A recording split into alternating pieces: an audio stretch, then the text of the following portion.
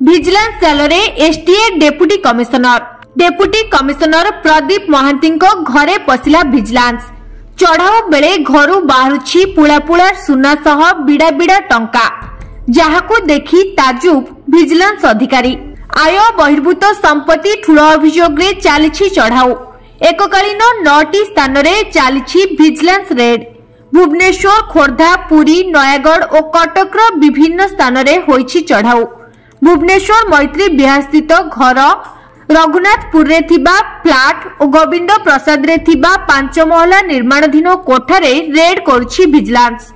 सेपटे नयागढ़ रणपुर रे थिबा फार्म हाउस रे रेड चलिथिबा बेले खोर्धा टांगी रे पैतृक घर, पुरी भक्त रत्न लेन रे थिबा संपर्कियों घरे रेड करुछि विजिलेंस विभाग।